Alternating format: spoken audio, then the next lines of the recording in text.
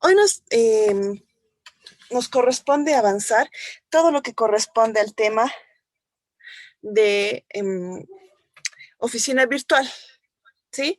Y agentes de retención. Empecemos por lo inicial. Nosotros sabemos que la oficina virtual es el espacio por el cual de manera no presencial y de manera sincrónica nos contactamos con impuestos nacionales y realizamos todas las actividades que así nos atingen, es decir, desde las declaraciones hasta otros procedimientos.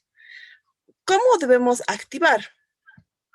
Bueno, primeramente tenemos que ingresar de esta manera. Vamos a poner de las dos formas. Servicio de impuestos nacionales, y aquí vamos a poner oficina virtual, sí. Muy bien. Hay dos maneras de ingresar. Una es por acá, por oficina virtual, y tenemos estos incisos, ¿sí? La otra forma es por oficina virtual sin, de esta manera.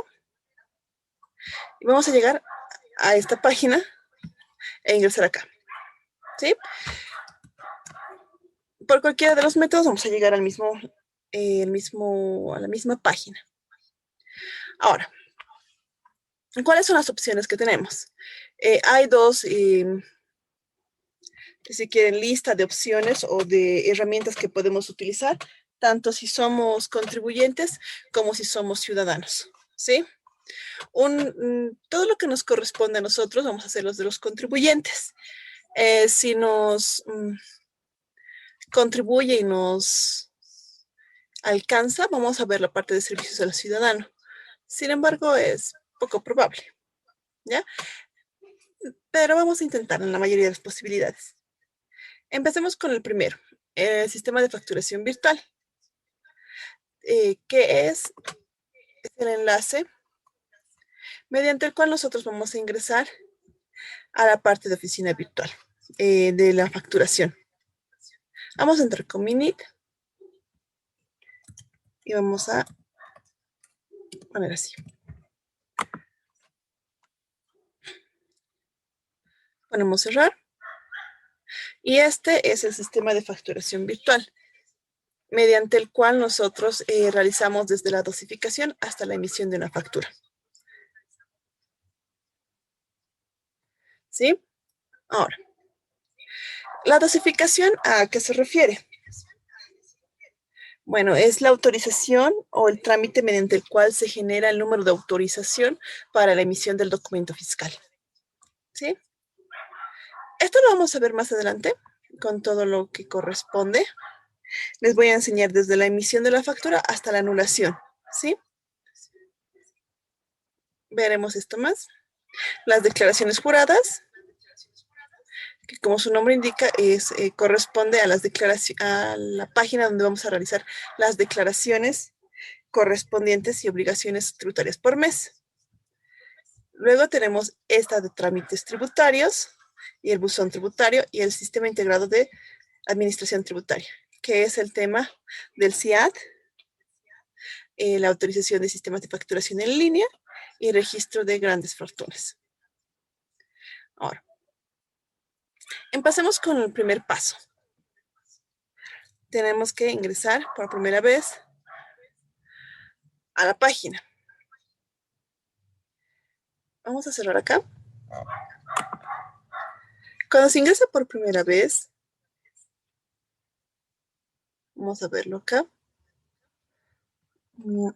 Oficina virtual. Acá. Acá viene un espacio que se llama activar tarjeta. Perdón, ¿alguien quiere preguntar algo? Ok.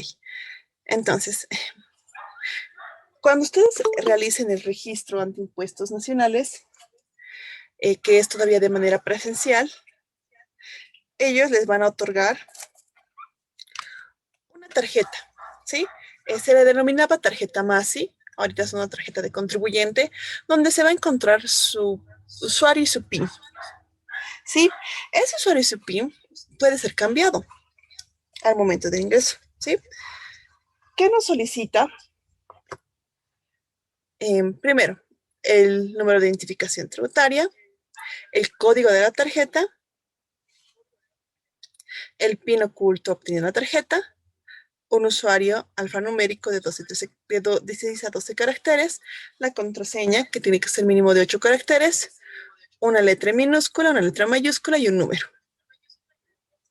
La confirmación de la contraseña, el correo electrónico del contacto del contribuyente, el código de seguridad que se maneja en cada página, y con eso se activa. Acá van a poner el NIP que corresponda para activar al contribuyente.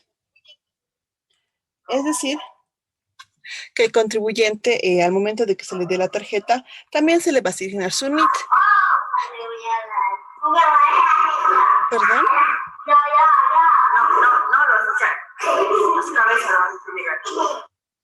Muy bien, perdón.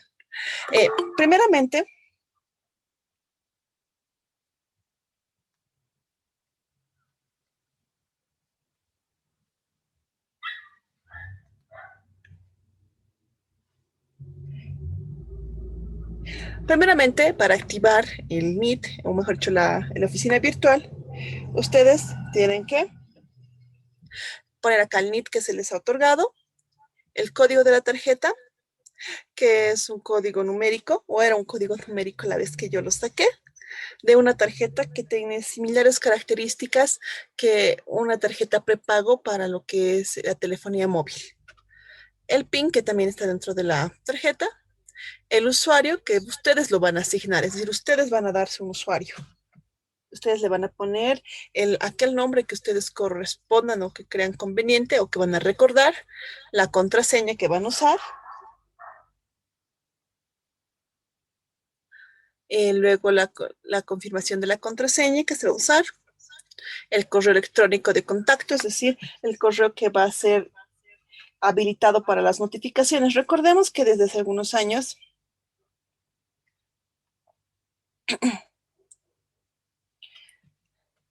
que va a ser usado como un medio de notificación oficial. Recordemos que hasta antes de 2016 las notificaciones necesariamente tenían que ser presenciales mediante una nota o una carta y que estuviera debidamente firmada o con conformidad de entrega. ¿Sí? Pero desde 2016 ya se ha habilitado las opciones, uno, de hacerlo mediante SMS o llamada telefónica o hacerlo mediante correo electrónico. O finalmente la notificación llega de manera oficial en el buzón tributario. Así que eso es muy importante. El correo electrónico que ustedes registran en esta capite tiene que ser el correo que ustedes van a utilizar o que va a ser el principal medio de contacto para ser notificados, es decir, para que le llegue la información, ya sean de observaciones u otros por parte de impuestos. Ponen el dígito y ponen aceptar y se va a activar su NIT con el usuario y la contraseña. Una vez que ustedes tengan esto, vamos a ir acá a el portal de trámites tributarios, ¿sí? Este es el denominado oficina virtual. Como verán, es el mismo que hemos usado para la activación del contribuyente. Ponemos el NIT, ponemos mi NIT, el usuario, la contraseña.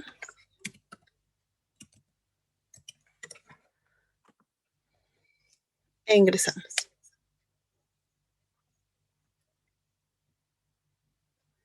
Entonces, este es el portal de la oficina virtual.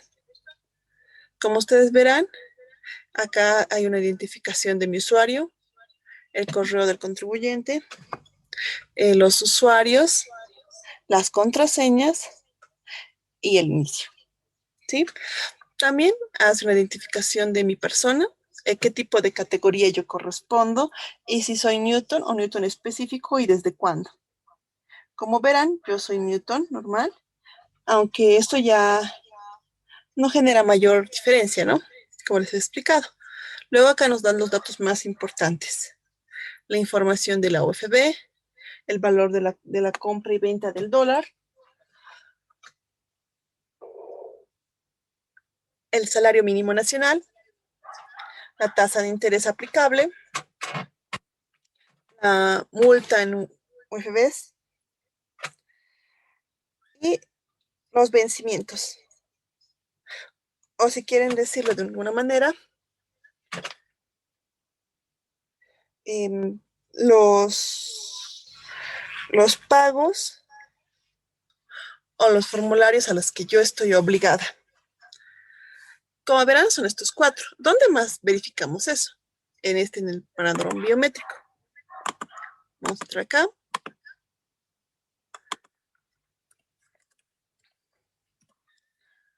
Ingresar.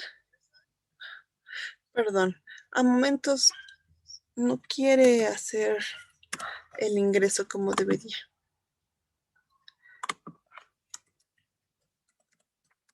Muy bien.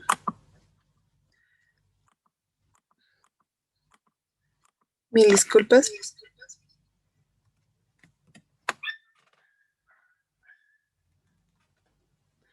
Vamos a intentar otra vez.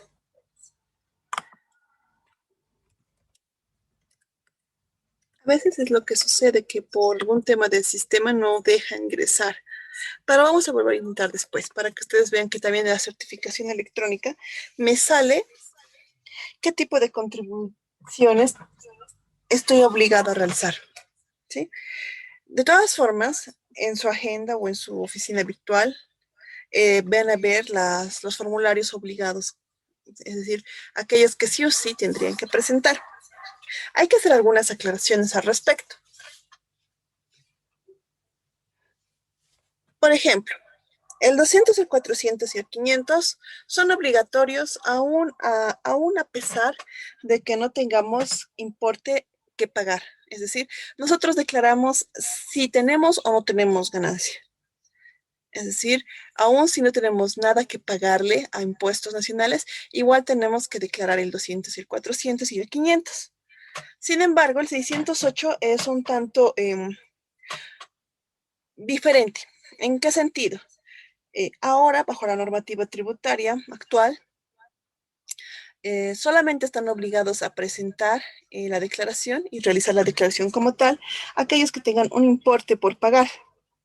Esto no significa que los que no tienen importe por pagar no puedan realizar la transacción, ¿sí?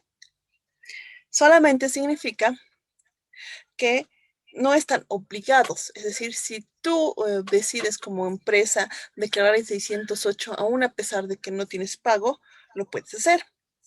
La normativa no te castiga. Sin embargo, esa norma está vigente ahora desde el periodo julio 2020, si no me equivoco, a la fecha, y estuvo vigente del periodo julio 2019 hacia atrás. En el periodo entre julio y junio, entre junio 2019 y junio 2020, hubo un pequeño cambio al respecto del formulario 608. Bajo ese periodo sale una normativa donde no solamente se cambiaba el tipo de declaración, es decir, el 608 dejó de ser un formulario de presentación y no obligatoria a convertirse en obligatoria de acuerdo a ciertas características. La primera de ellas es que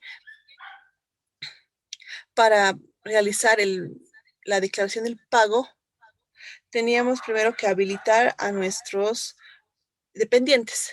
Uno. Dos, para registrar o dar de alta a sus dependientes, no había una obligatoriedad, es decir, había una condición.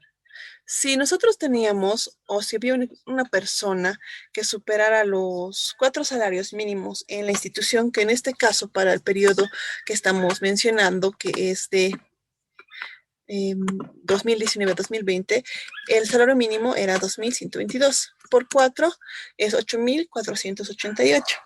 Entonces, cualquier entidad que tuviera, aunque sea una persona que ganara más de esos 8.500, digamos, estaba obligado a presentar el, está obligado a presentar el 608 y a registrar o dar de alta el número de usuario de todos sus empleados, sea o no sea que lleguen a ese importe. ¿Sí? Entonces,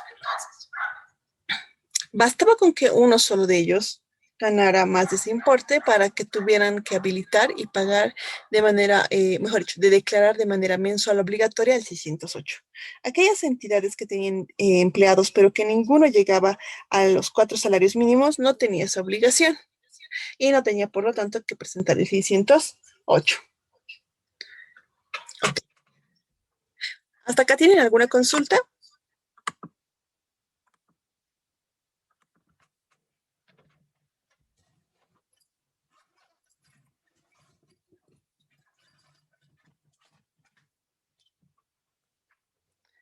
Sí, sí, dígame, Grace. Por supuesto, les voy a volver a repetir.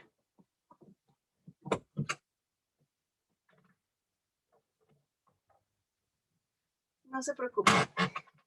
Mire, es de esta manera. La gestión 2019 para el periodo de cotización julio 2019 salió una RND que hacía una modificación al formulario 608. Recordemos que hasta antes de esa fecha el formulario 608 solo y simplemente era un formulario de manera no obligatoria mensual. Es decir, que su declaración, si quieren, estaba sujeta de obligatoriedad, es decir, que estaban obligados a presentar el formulario aquellos que tuvieran que pagar. Aquellos que no tuvieran que pagar no tenían la obligación de presentarlo. ¿Podían presentarlo? Sí, pero no tenían la obligación de hacerlo. ¿Qué pasa en julio de 2019? Sale una RND que cambia, o mejor dicho, actualiza el 608. ¿Sí? De un momentito, vamos a buscar eso.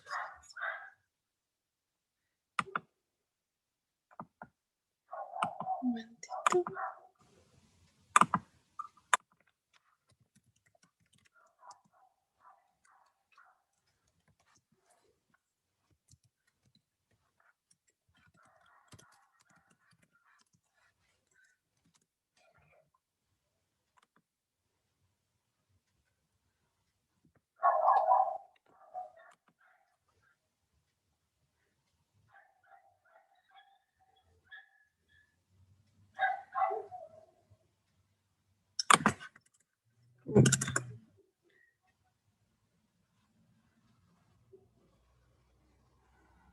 Mm,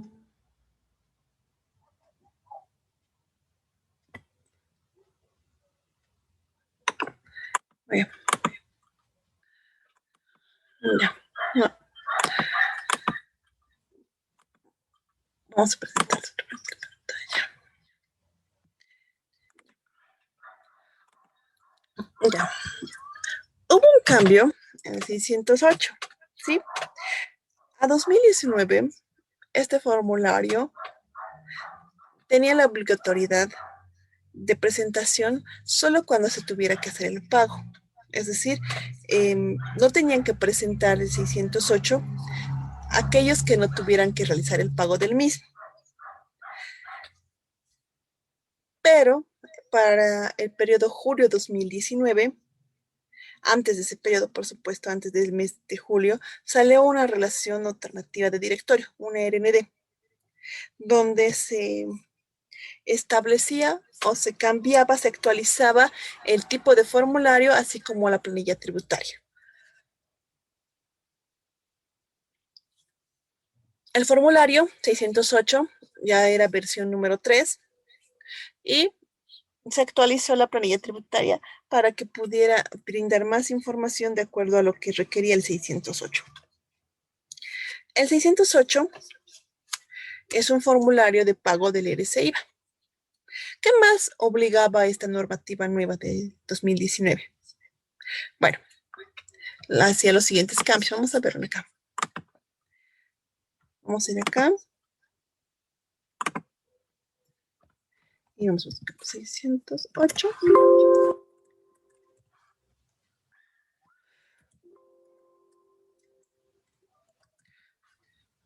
Un momentito, por favor.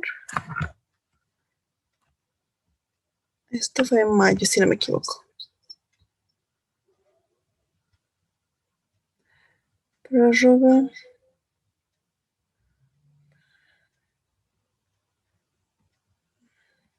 Un momentito, por favor. No estoy pudiendo encontrar este RND. Mil perdones. Ya. No lo vamos a encontrar en acá. De un momentito. Bueno, esa normativa de 2019 actualizaba la versión de los 608 y adicionalmente nos daba un derecho adicional. Si ustedes tienen alguna referencia a cómo se manejaba el tema de lo que eran los saldos a favor del dependiente de lo que se presentaba con el 110, recordarán que hasta antes de 2019 esto se perdía, es decir, que si uno cambiaba de trabajo, automáticamente perdía ese acumulado que tenían en el crédito fiscal. Desde julio de 2019, este saldo ya no se pierde, este saldo se traslada al siguiente empleo. Por lo tanto, si ustedes tenían que registrar o tenían personas que tenían ya un saldo acumulado por una sola persona que hubiera presentado el 110, por una sola persona que tuviera esos saldos, adicionalmente o ese mismo momento tenía que dar de alta a todos los demás para que tengan igual un número de dependiente, ¿sí? Entonces, bajo esa visión, acá vamos a estar, ya, acá está. Bajo esa visión es que a partir de 2019 cambia también la figura de respecto a cómo se tiene que hacer la declaración. La normativa especificaba que ya una vez que tuvieran, aunque sea una sola persona que fuera alcanzada por el RCIVA o que tuviera saldos acumulados en el crédito fiscal por RCIVA, o es decir, por lo de 110, tenía que automáticamente generar o se generaba la obligatoriedad de realizar el envío mensual de esa, mejor dicho, la declaración mensual del 608. ¿Sí? Esta normativa tuvo su vigencia hasta el año pasado. Más o menos en julio igual de 2020 salió un cambio al respecto de esa normativa. No le quitó el derecho a los contribuyentes, o es decir, a los dependientes, de poder jalar sus saldos al siguiente trabajo, pero sí le quitó la obligación a la entidad de declarar mensualmente el 608, aun si no tuvieran que pagar.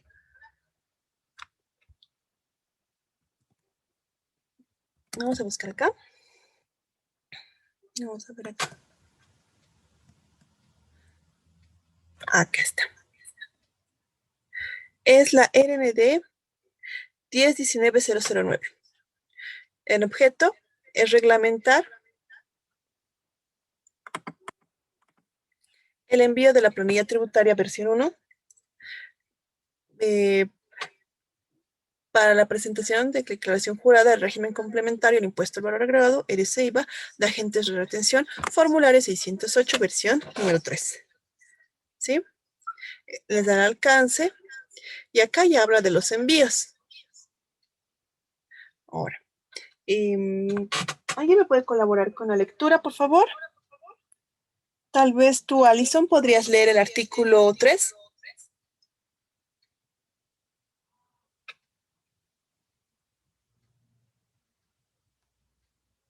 Ana Belén, ¿podrías leer tú?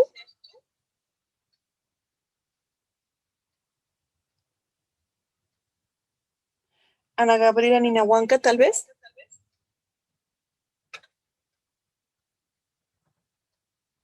Andrea Miranda. Belén Condori, ¿podrías leer el artículo 3?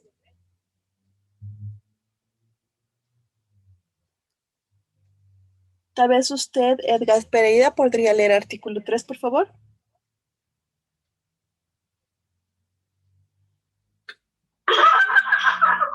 Dice yo. Ya, por favor, si puede dar la gentileza. Artículo 3, envío de la planilla tributaria. Artículo 5, 1, numeral 1. Declaración del formulario 608, 5.3. 1. Los empleadores en calidad de agentes de distribución del RCIVA deben elaborar y enviar en forma mensual la planilla tributaria de la totalidad de los trabajadores dependientes, consignando los saldos a favor del fisco y o saldos a favor de los dependientes hasta la fecha de vencimiento del RCIVA, de acuerdo al último dígito del NIT. Ya. Muchas gracias. Como verán, acá ya cambia el tipo de obligatoriedad. Habla de que deben enviar en forma mensual esta planilla tributaria y que tienen que hacer de todas formas igual la declaración. Ahora, ¿qué nos dice el parágrafo 2? ¿Otra persona que pudiera ayudarme con la lectura, por favor?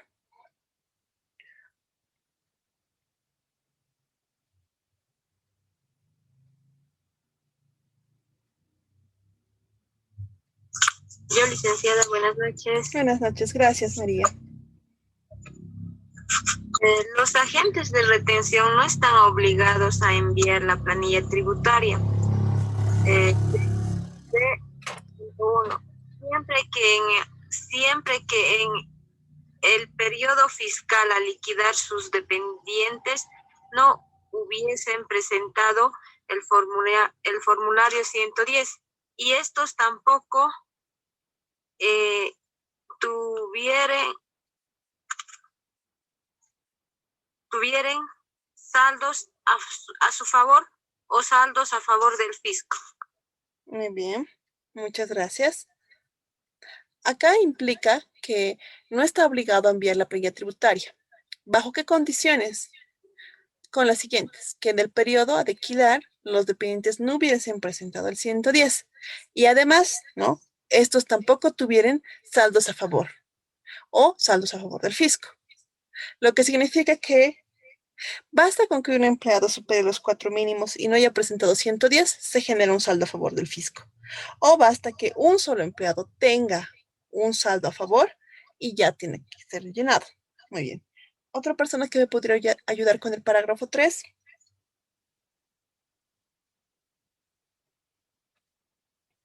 Yo, Lice.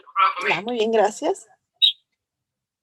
Los agentes de retención están obligados a presentar la declaración jurada formulario 608 V3 de forma mensual por los impuestos retenidos y o saldos a favor de los dependientes hasta la fecha de vencimiento del RCIVA. De acuerdo al último dígito del NIT, debiendo pagar el impuesto retenido en la misma fecha. Muy bien, gracias. Muy bien. Ahora, ¿acá qué tenemos? Bueno, en este parágrafo nos está insinuando dos cosas. Una, tenemos la obligación de declarar el formulario 608 de forma mensual. De acuerdo a lo que se tenga establecido, es decir, nos dice de forma mensual por los impuestos retenidos, es decir, habla de que tiene que haber o bien un pago de impuestos, es decir, que algún empleado haya ganado más de los 4 salarios mínimos y no le alcance o no haya deducido todas sus facturas o no haya descargado los 110 necesarios para que no pague el impuesto. Y número 2, la siguiente condición, que tenga alguno de los dependientes un saldo a favor del dependiente. Entonces, si bien de manera no directa no nos está diciendo que depende de si tenemos o no tenemos empleados que superen los 4 salarios mínimos, implícitamente sí. ¿Por qué? ¿De qué manera se van a generar los impuestos retenidos? La única manera de generar impuestos retenidos es que tengamos, aunque sea un empleado que supere los 4 salarios mínimos. Y la otra condición, que por lo menos haya un empleado que tenga saldo a favor. Entonces, ahí se generan las dos condiciones, ya sea que exista un empleado que supere los 4 salarios mínimos o un empleado que tenga un saldo a favor o una declaración 110 con saldo a favor de ellos. Ahí es cuando se genera la obligación. Acá ya hablan de la presentación de las facturas y este artículo que es el más importante, el traslado a favor del dependiente. Por favor, otra persona podría colaborarme con la lectura del primer parágrafo.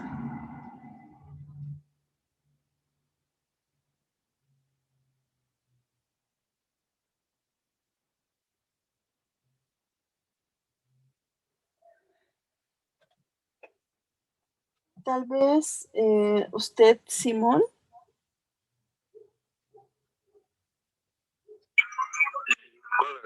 ¿Cuál dice, Lice? El primer parágrafo empieza en caso. Traslado del saldo a favor del dependiente de IVA. En caso de desvinculación del dependiente, el saldo a favor del dependiente de IVA con mantenimiento de valor proveniente de las facturas o documentos equivalentes declarados podrá ser utilizado en la siguiente fuente laboral. Muy bien, gracias. Rodrigo, ¿usted podría leer el parágrafo 2?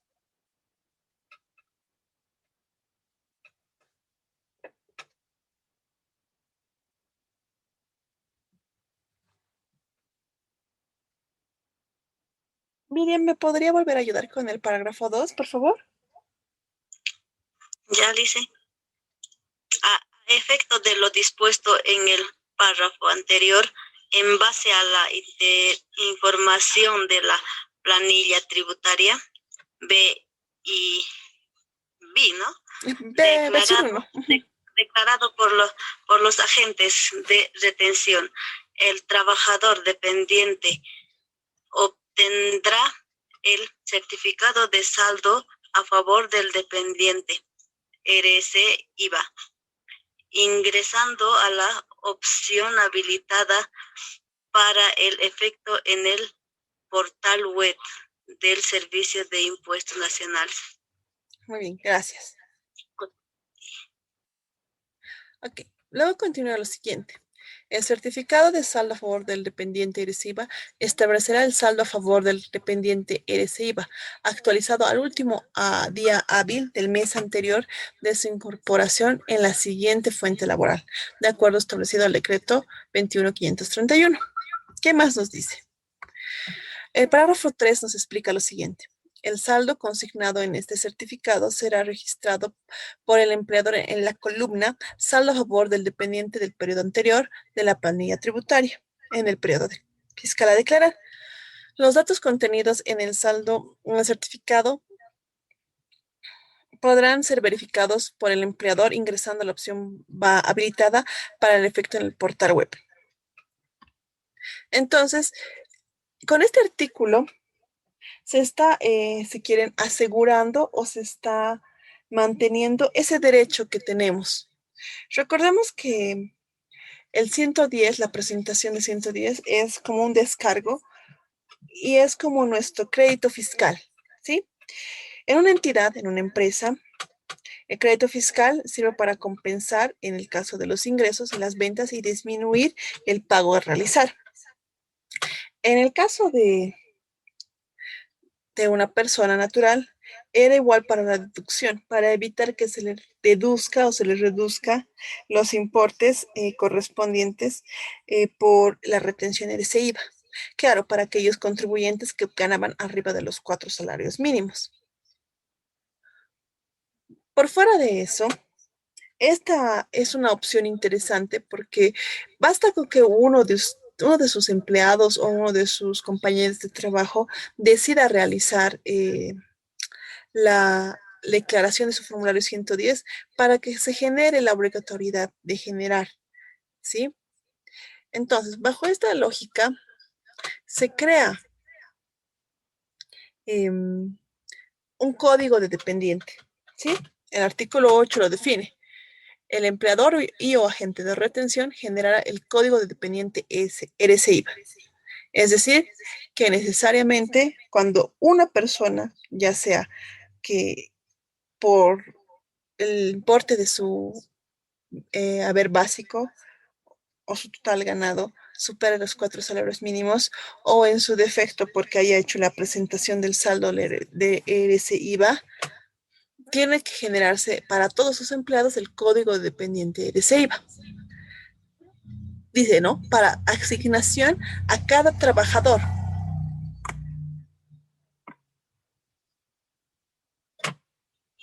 Debiendo a este efecto, ingresar a la opción Generación de código de dependiente ERC-IVA de la oficina virtual y registrar la siguiente información: tipo de documento de identidad, número de documento de identidad, complemento del documento de identidad, primer apellido, segundo apellido, los nombres, la fecha de nacimiento, la dirección del domicilio del dependiente, número de teléfono del dependiente, número celular del dependiente y el correo electrónico personal.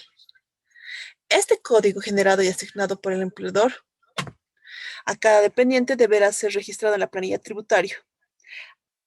Versión número 1, a enviar a la administración tributaria en la forma y los plazos establecidos a su efecto. Entonces, acá ya se han generado varias obligaciones. La primera, de que el saldo no se puede perder si se traslada de un trabajo a otro. La segunda, de generar un código de dependiente. Este código de dependiente se parece mucho al NIT. Esa es la razón por la que había generado cierta confusión en sus empleados, mejor dicho, en los contribuyentes, debido a que este código tiene mucha similitud o parecido con el número de identificación tributaria de empresas unipersonales. Es decir, por ejemplo, si yo sacara mi número de dependiente, tendría que sacarlo con mi carnet, un cero, y no estoy segura si el código genera un código por el año u otro tipo de nomenclatura, pero sí va a generar un número de identificación similar al que ya tengo como unipersonal. Entonces, era ya que tenía un poco de problema porque podía ser que en algún momento se repitieran códigos si es que el año o en los últimos 2 dígitos o en sí mismo todo el NIT fuera homónimo. Esto ya está colgado en su plataforma. Si es que tienen alguna duda, lo pueden volver a revisar. Ahora sí estaría clara la idea, Grace, al respecto de qué se refería el 608. Sí, licenciada, muchas gracias. No, de nada. Entonces, de momento no hay obligatoriedad de presentar, pero yo les recomiendo que sigan, si han presentado en su entidad, que sigan presentando, aunque no paguen nada, para evitar futuras contingencias. Entonces, estas son mis obligaciones. Estos son los formularios que yo tengo que pagar. Luego acá me sale el buzón tributario al respecto de notificaciones que tengo. Si yo quiero leer estas notificaciones, tengo que entrar aquí. No tengo que hacer clic aquí, sino aquí. Y aquí está el registro actualizado de correo, celular y teléfono. En mi caso no tengo que actualizar, pero si quieren podemos ingresar para que ustedes vean. Tengo mi correo electrónico vigente desde 2016 y tengo mi celular. Lo vamos a inactivar este y vamos a activar mi número celular actual. Vamos a poner mis correos electrónicos.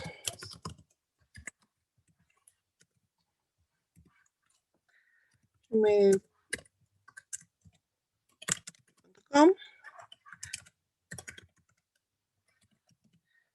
arroba número celular.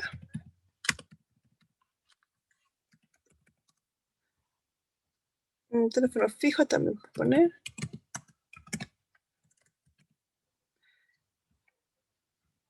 Pongo esto y aceptar.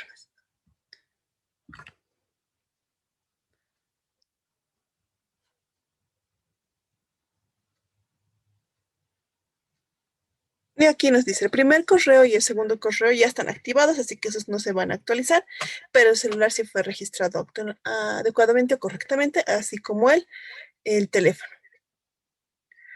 Vamos otra vez a la página principal, acá.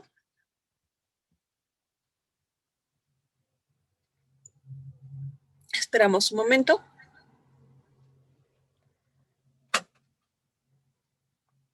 Y vamos a revisar acá.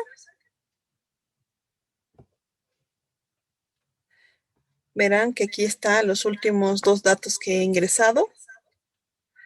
El número de contacto, mi celular, mis correos electrónicos que están habilitados y el número que está inactivado. Ya no necesitamos nada más. Vamos al inicio. ¿Qué más nos permite hacer? Nos manda al portal de declaraciones juradas, nos manda al portal del buzón tributario y al sistema de facturación virtual. Tenemos 2 avisos, vamos a ingresar acá. Y acá sale un aviso, mil disculpas. A veces sucede eso, que se cierra o se inactiva la página porque no se ha hecho ningún cambio en un tiempo prolongado. Vamos a volver a ingresar al NIT.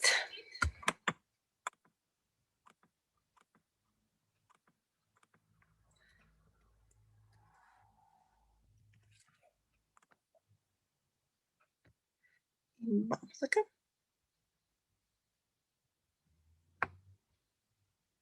Aquí está. Me dice el 12 de enero. Me hace un recordatorio. Precisamente en el caso de el periodo de enero hubo un detalle con respecto a los pagos o las declaraciones. Debido a unas fallas en el sistema, se recorrió los días, si quieren, o mejor dicho, se amplió el plazo de la presentación. Solamente, pero para el mes de enero, es decir, para el siguiente periodo, que es por ejemplo de febrero, yo ya tengo mis fechas, como ustedes verán acá, tengo que presentar a impuestos el 19. Pero el anterior mes, del 0 hasta el 6, iban a presentar, mejor dicho, del 0 al 4 iban a presentar hasta el 17, el 5 y el 6. A partir del 5 para adelante era todo de manera regular en los periodos que nos correspondían. Eso se dio porque hubo una sobrecarga en el sistema y no se estaba permitiendo ingresar y no perdían ni siquiera hacer declaraciones, nada, había una falla bastante grave y que generaba bastante caos.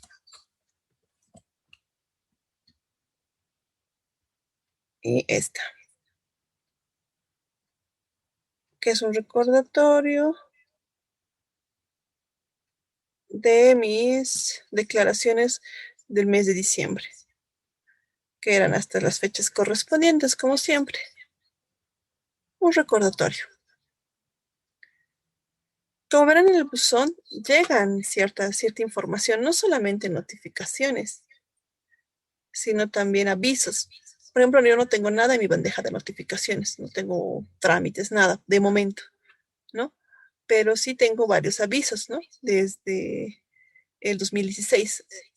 Claramente no ha habido mucha actividad, como verán, hay cosas muy específicas, pero fuera de eso nada más. Y tenemos igual solamente estas 2 opciones. Cobrar el buzón tributario es bastante simple, sencillo, no hay mucho problema respecto de su manejo. La declaración como tal la vamos a hacer mañana. Les voy a mostrar cómo se hace la declaración. No va a ser nada complicado. Y luego tenemos acá el tema del buzón tributario y el del sistema de facturación virtual.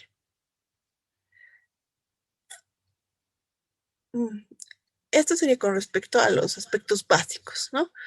Tenemos aquí el correo del contribuyente, que es el similar al buzón tributario, pero que es para las solicitudes que se pueden hacer. Tenemos acá los usuarios. En este caso solo tengo un usuario para mí, pero podría adicionar otros usuarios para mi mismo NIT, ¿sí? En este caso no voy a hacer ningún cambio. pero sí se puede realizar cambios, como verán. La contraseña, que está acá, pero que tampoco voy a hacer ningún cambio. El inicio, y aquí tenemos más opciones. Tenemos primero el extracto tributario. ¿Para qué nos sirve el extracto tributario? Bueno, nos sirve para generar una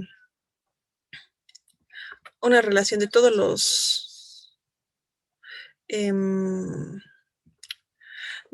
los pagos realizados o todos los trámites realizados hasta la fecha de un año correspondiente. Por ejemplo, este periodo 2020, y acá está. Me dice acá si he pagado o no he pagado. En este caso, el 2020 no hice ningún pago. La verdad es que no tuve actividad con facturación en el periodo anterior. Este periodo recién he hecho algún tipo de facturación. Y el año pasado fue mínima, es decir, que mis compras superaron en la mayoría de los casos a las ventas, pero todo está declarado. Les ponemos imprimir y les va a salir esta hojita. Yo la voy a poner a guardar en PDF, pero ustedes lo pueden imprimir.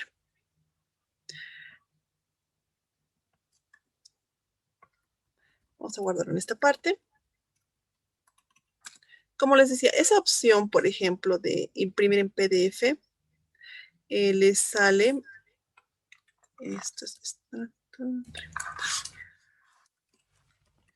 Yo siempre hago una identificación del documento, hago una identificación del contribuyente y hay una identificación del periodo. En este caso es un extracto tributario del periodo 2020 de mi NIT. Entonces así va a verse. Como ustedes verán acá, sale el formulario, el número de orden, la fecha de pago y así, mes por mes, por cada formulario presentado. Obviamente que cada formulario no estaba vacío. Tenía ciertamente datos llenados, es decir, sí había compras y sí había ventas, pero las ventas fueron mínimas y por eso no había hecho ningún pago durante el periodo. Ahora, si ustedes se percatan, incluso ya está declarado el IUE, debido a que hice el envío y el empaquetado de mi 605 y por lo tanto realicé también el envío de mi 500. Lo cierro, ya lo tengo guardado. El consultar su extracto tributario es una manera de verificar que sus trámites hayan sido concluidos de manera correcta, que no tengan ningún inconveniente ni otros problemas.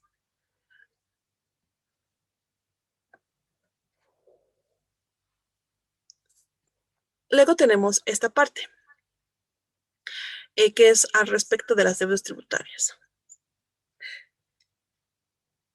Como verán, en esta parte de la omisión de la presentación, simplemente es una declaración. Acá, si ustedes tienen una omisión, es decir, si ustedes por alguna razón han omitido pagar o declarar, va a salir aquí esas omisiones en la presentación. Por eso dice omisión en la presentación. Quiere decir que acá tendrán que figurar todos los meses que ustedes no hayan presentado una declaración. Fuera de plazo, eso sí debo tener. Como verán, presenté una vez fuera de plazo este formulario, el 400. La explicación que les voy a dar va a ser algo graciosa. Ese día en particular había realizado el 19 la declaración del 200 y como estaba tan ajetreada no me percaté que me había olvidado declarar el 400. Por eso es que solo el 400 está aquí fuera de plazo y no el 200. Lo lógico sería que si me he olvidado de declarar un mes, agarraría y no hubiera declarado los dos, pero no declaré uno.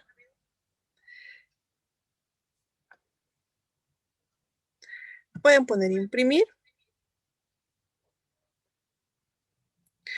guardar. Y voy a abrir acá uno que diga notificaciones.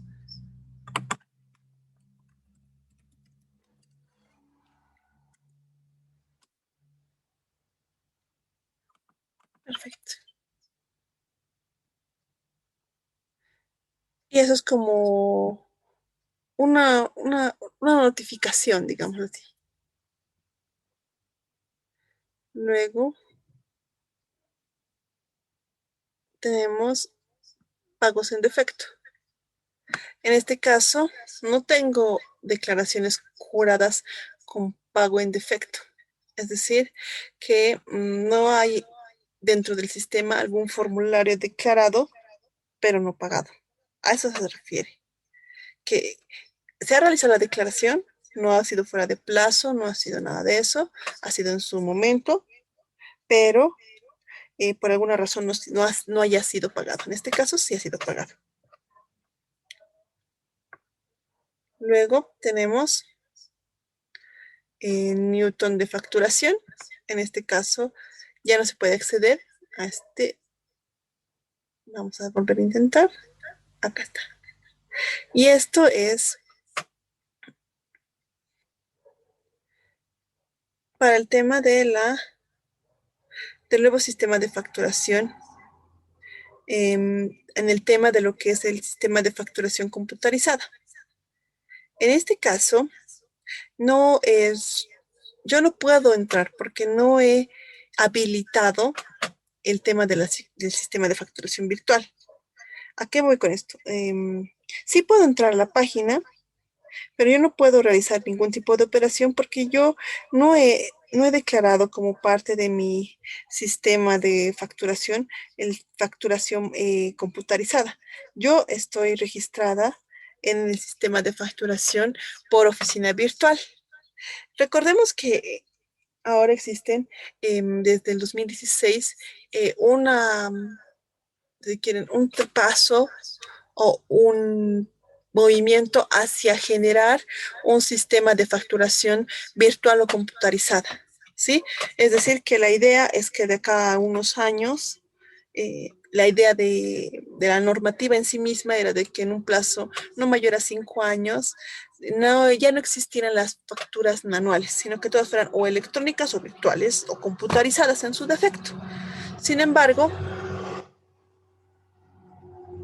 debido a todas las circunstancias y a la misma manera y la idiosincrasia de nuestro pueblo, de nuestra gente, es complicado realizar eso. Luego, ¿qué tenemos? Tenemos esto, que es de la Vinci. Los 601 son un formulario especial que lo envían un contribuyente específico. No recuerdo cuál de los dos es. Mil disculpas, pero eso los voy a decir mañana. Luego, este del envío del IATA es solamente para empresas que se dedican a el turismo, específicamente los operadores de turismo, así como las empresas que se encargan a la boletería. ¿Qué es el IATA? El IATA es un sistema, si quieren, mundial, donde se hacen reservas para vuelos, ¿sí? Es decir, que tanto las empresas de boletos, es decir, las que venden boletos de avión, así como las aeronáuticas y todas las operadoras de turismo, tienen que tener un registro en el IATA y tienen que registrar esos paquetes o pasajes vendidos en forma o en conformidad con la nomenclatura del IATA, ¿sí? Para, para nosotros que no trabajamos mucho en eso, parecería raro, pero deberían saber que los que trabajan en turismo o tienen una licenciatura en turismo, la mayoría terminan trabajando de operadores de turismo, no como guías, sino como operadores. Y los operadores básicamente son, como su nombre indica, una persona que se dedica a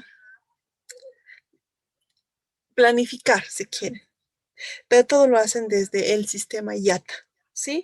Entonces el IATA es un sistema de información global que tiene su sede, tiene sus oficinas aquí en cada país. Y aquí en Bolivia, por ejemplo, al menos en La Paz, que yo conozca, no sé si debe haber en Santa Cruz, imagino, pero en La Paz tiene su oficina en la Torre ¿Qué tal? En Calacoto, en la calle 15, si no me equivoco.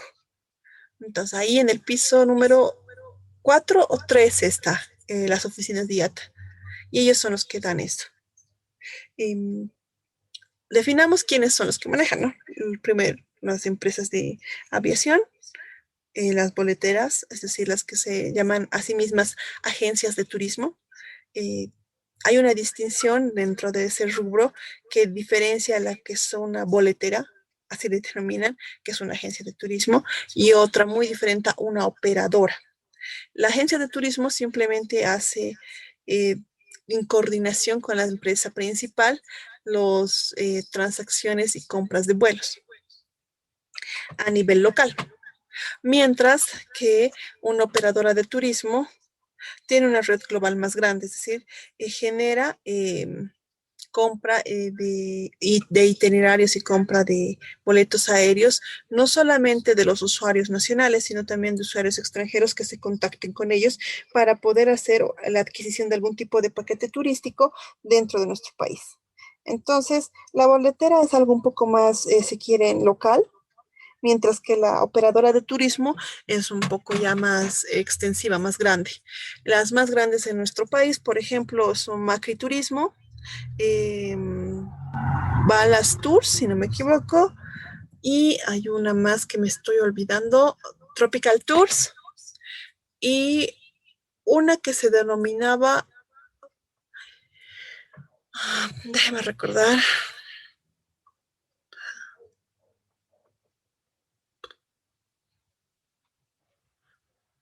me olvidé, me olvidé, pero ahora se llama Vals Tour, si no me equivoco. Hubo un cambio de denominación comercial o algo así, pero son 4 grandes acá en Bolivia. Luego los envíos de las tax, que igual son para una actividad en específico, la consulta del IVA, que es para el tema que ya habíamos conversado sobre los saldos y la activación de los dependientes. Si quieren lo podemos ver. En este caso yo no debería tener, pero vamos a ver. Digamos, de este año. Este año yo no debería tener. En general no he hecho. Como verán, yo no he registrado el envío de ese periodo. No tengo esa función, no realizo ese proceso. Ver, estamos, si quieren vemos lo del TAC, y se presenta de manera semestral o trimestral, y el documento que se va a agregar acá es un archivo SCB, si no me equivoco. Luego tenemos el envío de declaraciones juradas, que nos debería mandar por defecto a la página de declaraciones o al indicador de las declaraciones. Esperemos un momento. Como verán, dentro de esta de la oficina virtual tenemos todas las opciones desplegadas acá.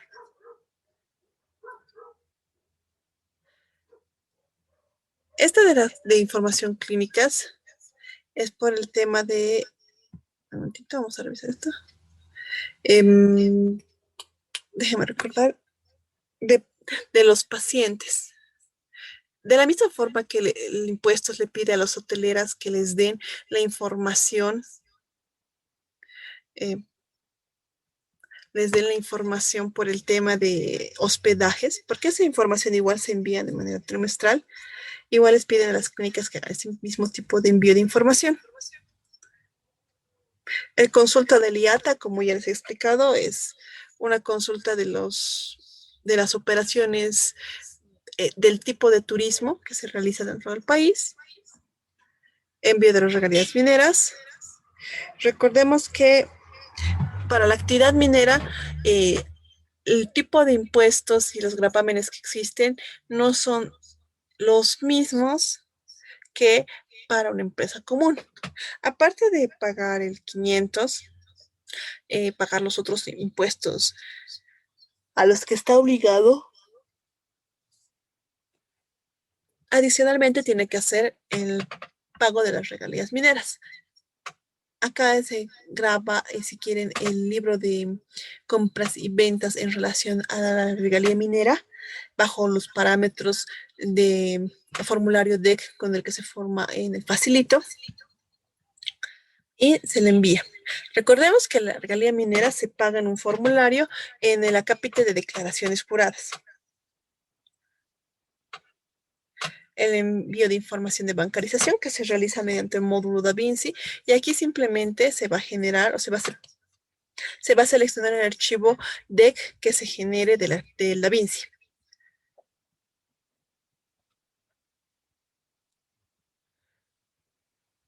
Luego tenemos consulta de consultores, al cual no estamos aplicando, la consulta de regalías mineras, que tampoco nos aplica, la consulta de tax, el envío de consultores, operaciones CDI, proveedores, la consulta de operaciones de certificación de declaraciones juradas. Este, por ejemplo, es para, vamos a certificar, digamos, esta con número de orden. Tenemos acá ya en esta parte.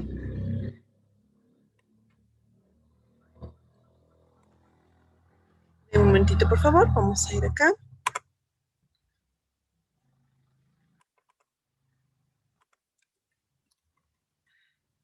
Acá.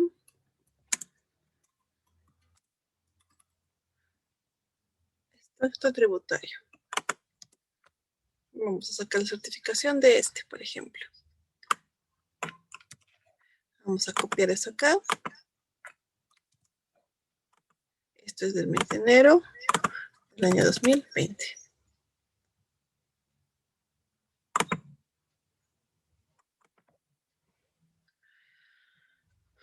Y acá está nuestra declaración jurada certificada. Teníamos un total de compras, un crédito fiscal, un saldo a favor del periodo anterior y ningún tipo de pago, y un saldo definitivo a favor del siguiente periodo. Podemos poner guardar como PDF y lo mandamos acá. Voy a guardarlo acá. Un momentito, por favor. Mil disculpas. ¿Me escuchan bien?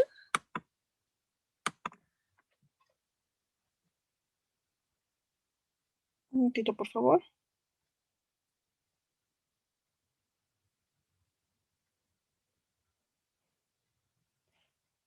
Un momentito, ¿me escuchan bien? ¿Me podrían confirmar, por favor? Sí, licenciada. Perfecto. Muchas gracias. Entonces, de esa manera se genera, si quieren, una certificación de esa declaración jurada, ¿sí? Tenemos luego esta parte. Consulta. El envío del RCP por Da Vinci, que no corresponde. Certificación de declaración jurada. Consultas públicas, que se hace también con la parte del correo en la parte de arriba. El control de estados financieros. Acá es donde tienen que hacer la verificación de los envíos del 605 antes de la llegada del Facility del CIAT. O mejor dicho, antes del CIAT. Acá deberíamos ver, acá vamos a ver, acá. Ingresamos acá y verán que aquí están los estados financieros que se han enviado de los periodos que correspondían. ¿Sí? Este no sé por qué está así. Debería haber salido ya. Bueno. Entonces, de esta manera se ven esos envíos. Lo malo es que no se puede, una vez que ya están finalizados, no pueden volverse a imprimir. Es lo único malo. No es como el del CIAT, que pueden volverlo a imprimir desde la página web del CIAT. Luego tenemos solicitud de exención. La exención tributaria es para el tema de aquellas entidades que no van a generar lucro. Entonces, tienen que generarse esas exenciones. Acá están los seguimientos de los trámites, si es que tuvieran algún trámite. En este caso, estos son los trámites que tengo, pero no hay mayor problema. Y finalmente tenemos acá, ¿dónde está? Alguna cancelación de trámites. El facilito, que es el envío de 110 de dependientes, que ahora se realiza mediante el CIAT. Luego la consulta de 110 del dependientes, y acá se hacen los envíos y las consultas al LCB. Por ejemplo, Si ustedes generan los decks, pero no realizan el envío como tal desde el portal o desde el facilito, lo pueden realizar desde acá. Ponen anual o mensual, guardan acá y seleccionan el archivo deck y lo envían.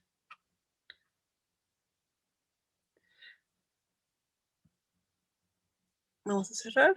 Y acá están las consultas al LCD.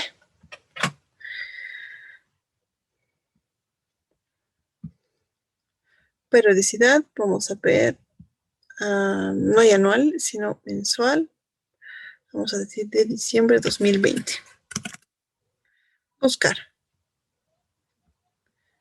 Y les va a decir aceptado, recepción y cómo se encuentra. En acá pueden ver si, si su LCB está realmente concluido, es decir, que se ha enviado y ha sido aceptado por el sistema, o si es que ha rebotado de alguna manera. Perdón. Pueden imprimir la constancia.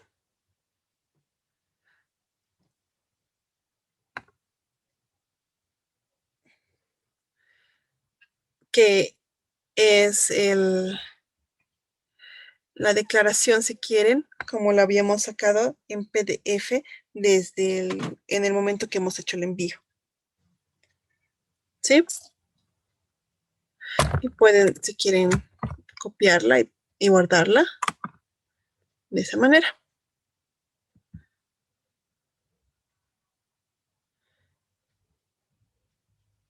Lo cerramos. Y vamos acá. Muy bien.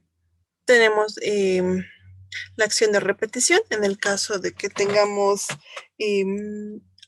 hasta nos haya iniciado un acto por algún tipo de omisión o contravención a la normativa y nosotros pedimos un acto de repetición. El liberado formulario 776, el LCIVA dependientes. Y acá está la generación del código del dependiente, como habíamos hablado, el envío de la información del LCIVA, la confirmación de los certificados del LCIVA, modificación de datos del dependiente y consulta de datos del dependiente. En mi caso, yo no tengo ningún dependiente, no he generado código. Y tampoco puedo generar un código como dependiente para mí, es decir, como mi persona, como empleada de mi propia empresa, porque yo ahorita estoy registrada o estoy trabajando de manera como dependiente en una entidad.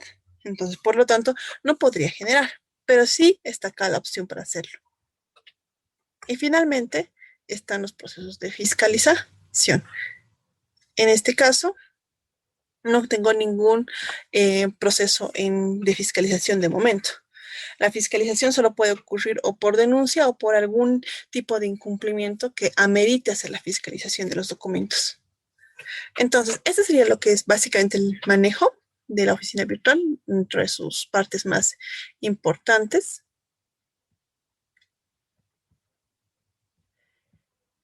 Mañana, ¿qué les parece si hacemos la declaración jurada? Y como no va a tomar tanto tiempo hacer las declaraciones, vamos a hacer también la parte del sistema de facturación virtual. Estimo que vamos a alcanzar a hacer ambas. Como les dije mañana, por favor, esta media hora que les he registrado hoy, lo compensaremos mañana. Claro, si ustedes están también de acuerdo.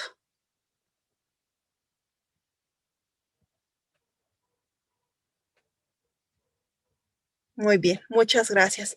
Entonces, nos veríamos mañana a las 7 en punto y comenzaríamos a hacerlo. ¿Sí? Dígame, ¿tiene alguna consulta?